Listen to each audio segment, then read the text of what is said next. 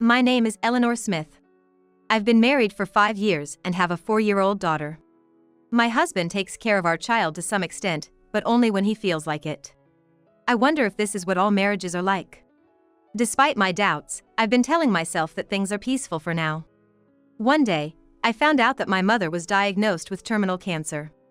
When I told my husband, he asked, "Does your mother have life insurance?" "Yes, I think so. She's been insured since she was young." "Do you know who the beneficiaries are and how much they'll receive?" "I'm not too sure." "You're an only child, so it's probably you." "Who knows? Maybe she has other children out there." "No, your mother wouldn't have that." Of course. Even though it was obviously a joke, I wondered why my husband was taking it so seriously.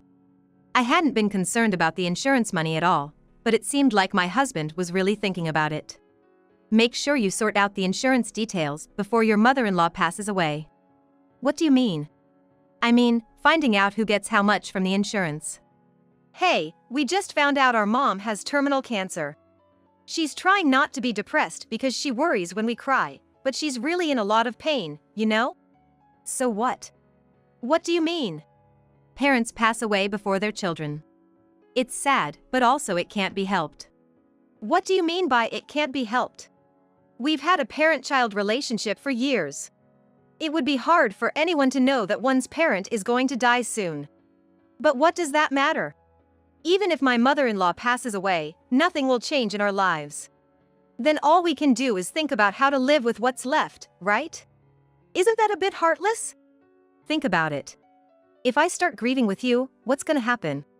"It might sound cold, but terminal cancer means she won't be around much longer. Then there's the funeral, the grave, sorting out her house, there's a lot to do. I think we should grieve after all that's done." "But saying this to you would only make you sadder, right? That's why I'm being tough and telling you to find out who the insurance goes to and how much." He was desperately trying to convince me. True, if I grieved, I might miss out on claiming the money my mother left. But still, I couldn't agree with the way he was talking. Something felt off. My internal alarm was ringing. "So, make sure you ask your mother. You're going to the hospital tomorrow, right?" "Yeah, I think I'll be visiting my mom every day now." "Then while she's still lucid, make sure you ask her. If the entire amount goes to you, find out which bank account it'll be deposited into." "Bank account?" "Yeah. If you don't know which account it goes into, you might not even realize it's been deposited, and it could just sit there. If a large sum is left untouched for years, the account might even get closed." "The account gets closed?" "If you don't do anything with them for several years, they are called dormant deposits and the government will use them. It would be a waste if that happened." "Really?" "Yep. I was surprised when I heard about it too. The government even dips into people's savings." "I see. So, make sure you confirm which bank account it'll be going into." "Got it?" He might say that, but there's no way I could ask my mother on her sickbed about such things. Discussing insurance money would make it seem like I was just waiting for her inheritance. I tried to talk to him and get him to understand, but he came up with further measures. "Then there should be an insurance policy, right? You can find out by looking at it. If you still can't figure it out, call the insurance company. You have to find out no matter what." Seeing my husband so desperate, I realized he was counting on my mother's insurance money. Every day, my husband would ask if I had talked to my mother, and I would always dodge the question. However, one day, while I was preparing dinner in the kitchen, it happened. My husband's phone rang, and upon checking the screen, then he happily moved towards the bedroom. Why is he going to the bedroom? I wondered. Curiously, I tiptoed quietly towards the bedroom door. Then, I faintly heard his voice coming from inside the room. "Yeah, I know it's hard not being able to see each other, but we have to be patient for now." Yeah, got it. "All right, I'll take a day off work. She doesn't know about my work stuff. Let's go for a drive. Don't worry, it'll be over soon since she's got terminal cancer. Once it's all over, the insurance money will come in. Then we can live together." What was this? His voice sounded so happy. Discussing such a terrible thing. I quietly went back to the kitchen and stared at the knife. When he said she, he meant me. No way, was he cheating on me? There were many strange things when I thought about it. He never used to lock his phone, but recently he had. Sometimes he came home smelling like perfume. And now this life insurance issue. Part of me still wanted to believe it wasn't true. But I'm trying to convince myself that the current conversation is telling a story in its own way. I couldn't take it anymore. With everything about my mother and now this, I was at my limit. What should I do? With trembling fingers, I picked up my phone. And then, I typed in cheating. What came up were ways to gather evidence.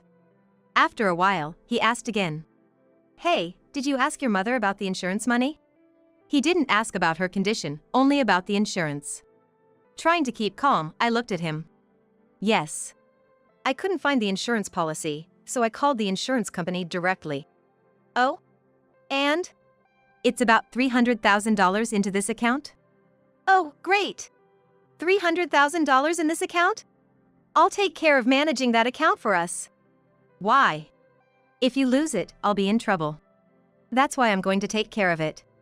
Don't worry, I am your husband. There won't be any problems. Maybe you're right, you might be more reliable with it. Yeah, I am. My husband looked pleased. He must be thinking he's about to get his hands on $300,000. But remember, that money is from my mother's life. We're not going to use it. Yeah, sure. Which checkbook is for this account? Why do you need the checkbook if we're not using the money? Even if we're not using it, we need to have everything in order. Where will you keep it? In the drawer in the bedroom. He said that with a hint of annoyance, but I just smiled slyly, replied okay, and handed him the checkbook. It wasn't long after that. The hospital called to say my mother was critical, and before I had time to grieve, her funeral was held. I tried my best to stay strong, this time cleaning up my mother's house. When I returned home, my husband was nowhere to be found. After waiting for a long time with no sign of him, I felt uneasy and decided to check the bedroom drawer. The account book that was supposed to be there was gone. I sat on the bed, staring blankly, not really thinking about anything, as time passed. It was getting dark, and my daughter, who should have been playing alone, came into the bedroom. After I picked up her, the words that came out of my mouth were, "He really did it," sounding pleased. It was around 9 p.m. when I fed her and put her to bed. My husband still hadn't returned home. So, I decided to call him. "Where are you?" I asked, but my voice emotionless. He was no longer in my heart. Whether he realized it or not, he replied cheerfully. "I'm not coming back." "What do you mean?" "I've decided to divorce you." "Because of your mistress?" "What?"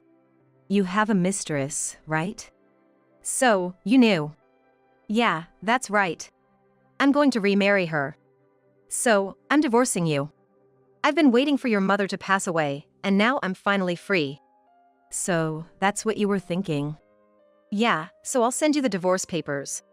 Submit them as soon as you can. Bakayus, I'm getting remarried." "Okay, I understand. Are you really okay with this?" "Yeah, of course. By the way, I can't find the bank book. Do you know where it is?" "Which bank book?" "The one I put in the bedroom drawer." "Oh, the one for your mother's insurance money?" "I took that as severance pay." "You wanted that bank book?" "It only has 90 cents in it." "That's just for now. I'll leave everything else to you. Is that okay with you?" "Yeah, that's enough for me. That flat is just a rental anyway. I'll be living in a new flat with her, so no problem." "A new flat?" "Yeah, she wants a particular flat. I'd feel sorry for her if I told her we were going to live there." "So, when you say everything, does that mean I get all the savings too?" "Yeah, sure. It's probably not much anyway, right? You always said you were in the red. Even if you saved, it's probably not more than $20,000.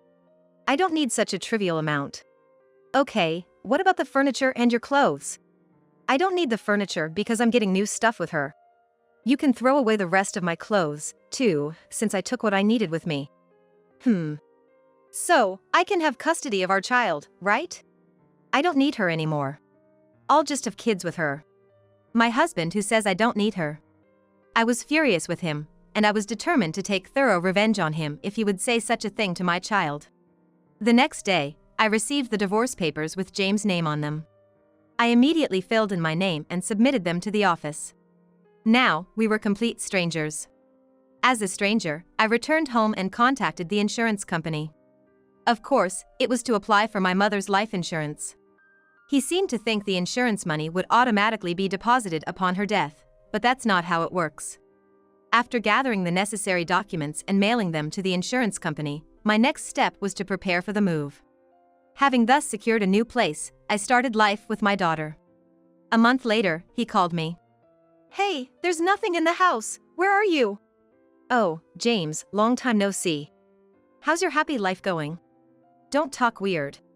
Where's all the stuff? I moved it to the new place. New place? So, you moved too? Yes, I sold that place, so be careful not to get in trouble for trespassing. What? That place is a rental, isn't it? You can't just sell it. You forgot. Your parents bought that place for us. Wait, really? So, this room is mine, right? How could you sell it then? You literally forgot everything. When we bought it, I asked if you wanted it in your name, and you said no because it seemed like a hassle, and you had no intention of divorcing me. So, it was in my name, and that's why I could sell it. Besides, you said you'd give me that apartment. Is that so? How much did you sell it for? It was a good location, so it sold for a pretty good price. But it's pretty old, right? There would be agent fees too, so it's just tens of thousands, right? Well, yes, even though it's high, it's still pretty old. It only fetched $400,000. $400,000? Yes. Why are you so surprised? You're not going to ask for it back now, are you? After all, you said it was mine. And you took the bank book too. I thought this was going to be a poignant, and sure enough, he gave me a big look and said, I don't need an apartment like that. By the way, about the insurance money. Insurance money? Insurance for what? My mother-in-law's life insurance. It was supposed to go into that 90-cent account, wasn't it? Oh, I was planning to deposit the insurance money into that account, but you took it. What do you mean? You see, to claim the insurance money, I had to gather various documents and apply after her death. I was thinking of putting it in that account, but since the account book is gone and I'm divorced now, I'd have to change the account name anyway. So, I thought it was better to open a new account. That's why I deposited it into a newly created account. What? So, that bank book is meaningless now? It still has 90 cents in it. Oh, but that account has been inactive for over 10 years, so it's probably turned into a dormant account now. Having just the bank book doesn't help at all. Oh, didn't you want that bank book? I thought it was weird that you wanted such a book. It was because the insurance money was supposed to go there. That's obvious. Oh, yeah? So, you got all the insurance money? Yes. What about my share? Why would there be any for you? My mother named me as a beneficiary. You got the full $300,000? Well, I said about $300,000, but actually, it was more. How much?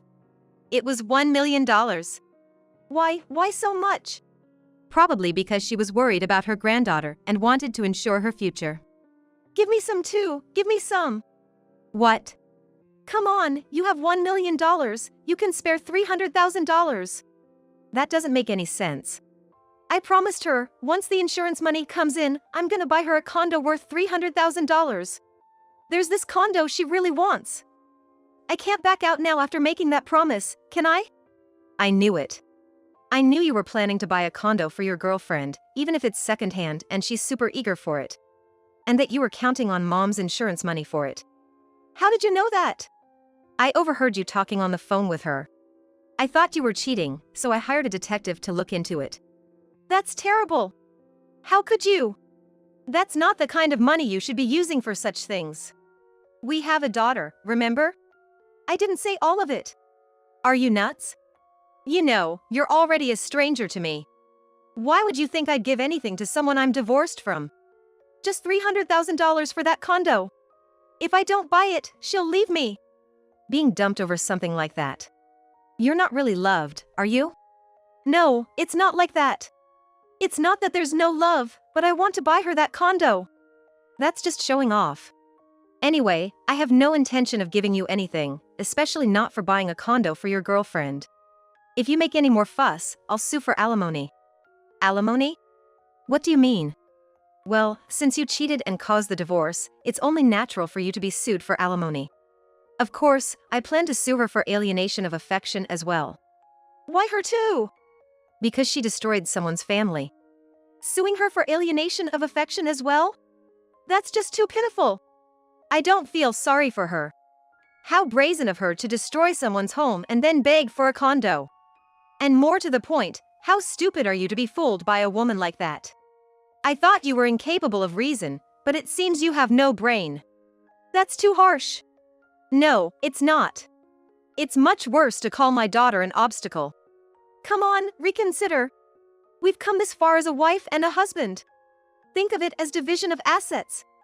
Listen, insurance money isn't included in the division of assets. That's a lie.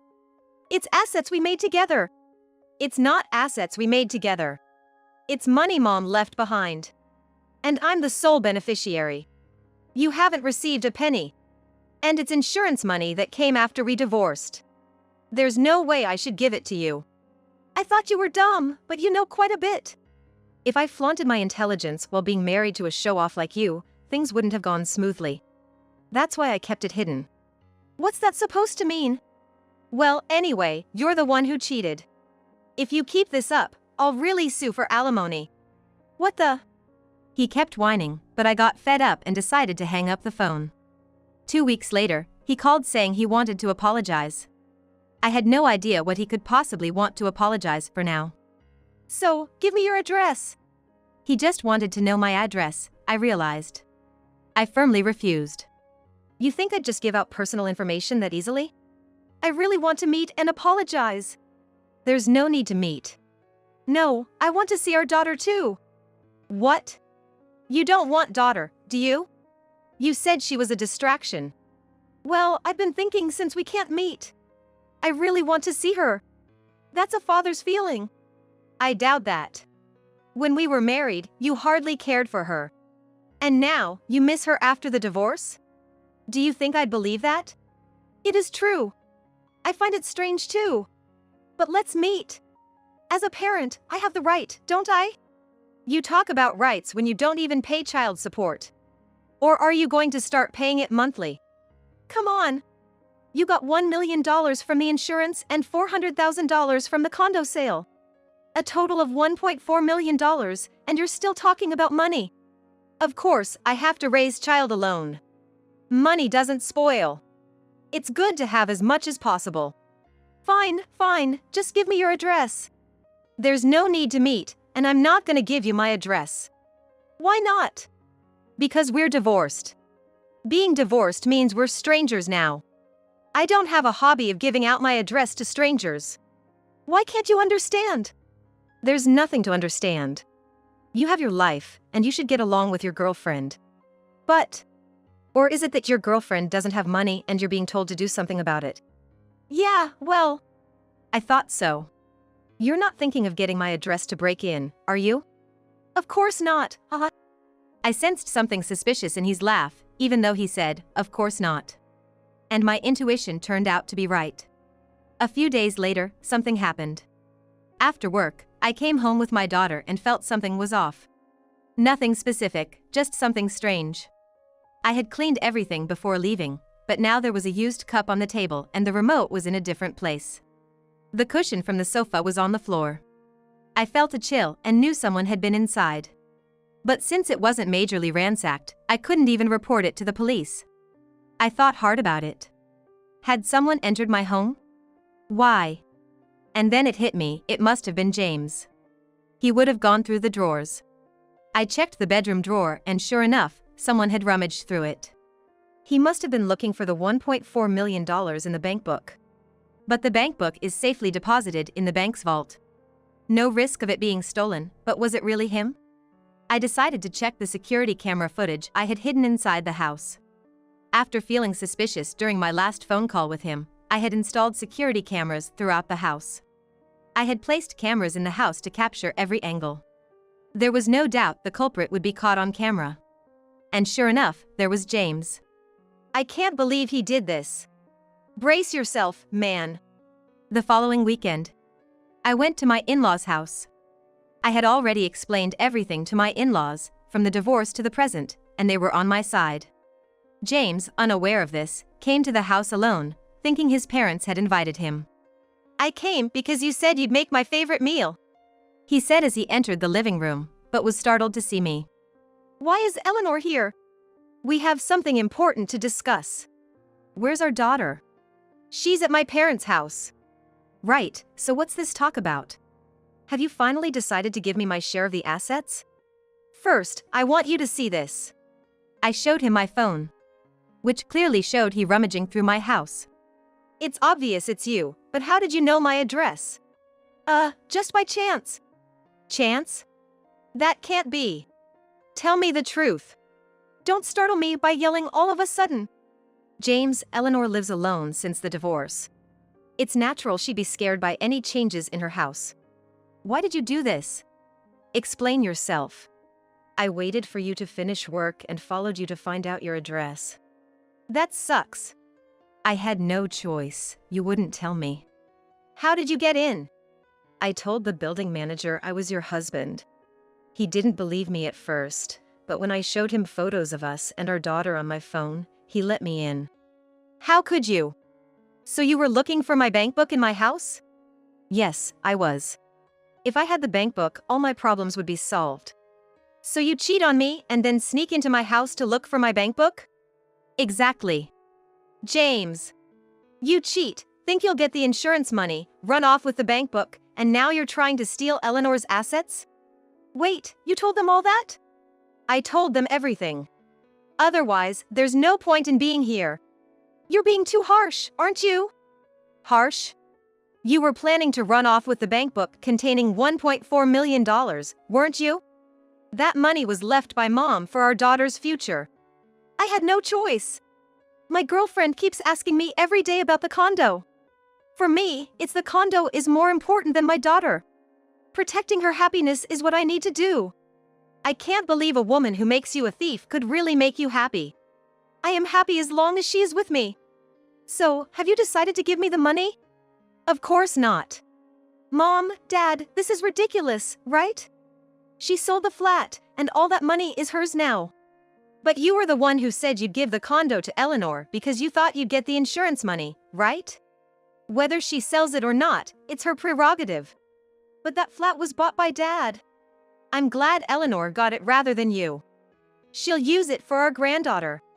Absolutely. It's absurd to use it for some unknown woman. But that's not all. She hasn't divided the assets at all. You said you didn't want any. Yes. When we asked if you wanted the savings, you said it wasn't much and to give it all to me. How much was our savings again?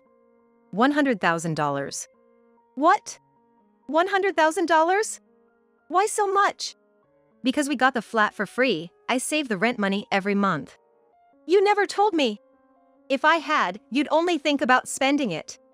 I needed to save now for our daughter's future education expenses. That's sneaky. How is that sneaky? It's commendable. But you always said we were running at a deficit every month.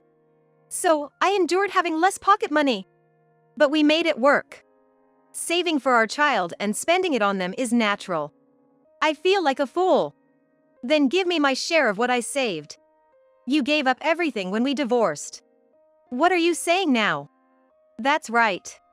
Eleanor will have a hard time raising our grandchild from now on. There's no need to give important money to a man who freely plays around with women. Exactly, money doesn't spoil no matter how much you have, but if you're going to waste it on a woman, it's unnecessary money. That's not fair. I've worked hard for the family until now. That's for the daughter's benefit. How much more selfish can you get? You should pay child support until our granddaughter graduates from college. What would the woman think of you if she found out you had no money? Wait, Mom, Dad. Why all of a sudden? Eleanor has money. It's a rightful claim. You did whatever you wanted and got divorced. If you say you won't pay, we'll just take this video to the police. But we're family, aren't we? We're family, which is why we're trying to correct our son's mistakes. Tell your girlfriend too. If you don't pay, both of you could end up in jail. This is awful. She'll be furious. I'll be dumped. Help me out, will you? I'm the one who needs money. Despite James pleading not to be sued, neither my in-laws nor I said yes. When he realized there was nothing he could do, he went back to her dejectedly and told her everything. She reportedly became furious, yelling, "No insurance money and now and child support? That's a joke. You suck." James, understanding he'd face jail if he didn't pay, borrowed money and paid everything in one lump sum. However, burdened with a huge debt, James was kicked out of the house by his girlfriend. After he lost her and got into debt, he returned to his parents' house and asked them to let him live with them, but his in-laws would not forgive him. He rented an apartment, but as he couldn't do any housework, his clothes became dirty and worn out.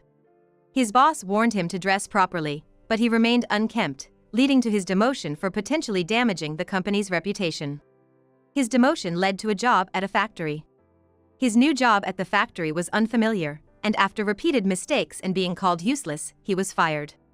Eventually, unable to pay his rent and evading debt collectors, he became homeless.